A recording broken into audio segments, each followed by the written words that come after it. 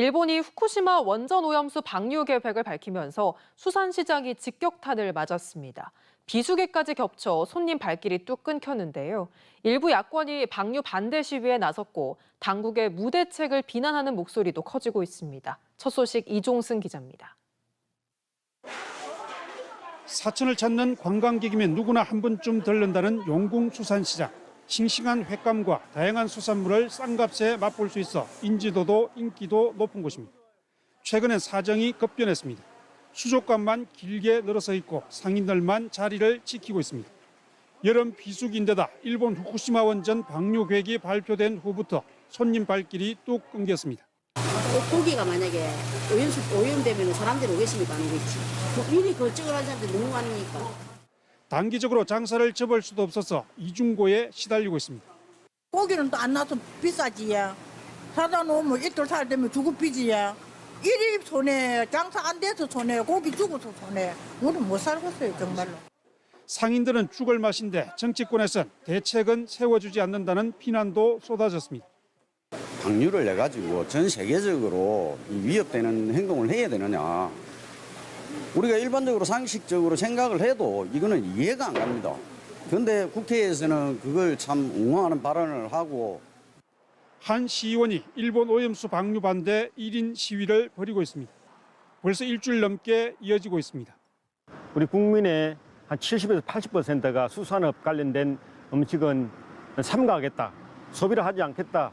그렇다면 우리 지역 경제에 큰 위험이 다가옵니다. 일부 야권의 반발에도 오염수를 실제로 방류할 가능성이 높다 보니 지역 수산업계는 초비상 사태에 빠졌습니다. MBC 뉴스 이종세입니다. 후쿠시마 오염수 방류를 두고 어민들과 시민사회 단체를 중심으로 우려의 목소리가 커지고 있습니다. 이런 가운데 창원의 한 초밥집이 더 이상 초밥을 만들지 않겠다라는 안내 문구를 내걸고 영업을 중단하기까지 했는데요. 어떤 사연이 있는 건지 이재경 기자가 들어봤습니다. 3년 전 문을 연 창원의 한 초밥집. 점심시간인데도 가게 안은 한산합니다. 입구에 세워진 안내판에는 오늘부로 초밥은 만들지 않겠다는 손글씨가 쓰여 있습니다. 오염수 방출로 발생할 문제들이 걱정되는 상황에서 활어를 다룬다는 건 용납할 수 없다며 초밥을 만들지 않는 이유도 나와 있습니다.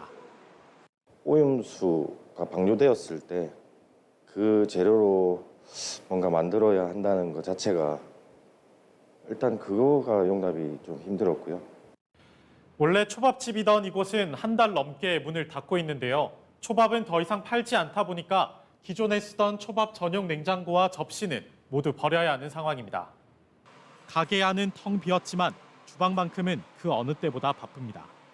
같이 일하던 직원들의 생계 문제도 있어 과감하게 메뉴를 바꾸기로 한 겁니다.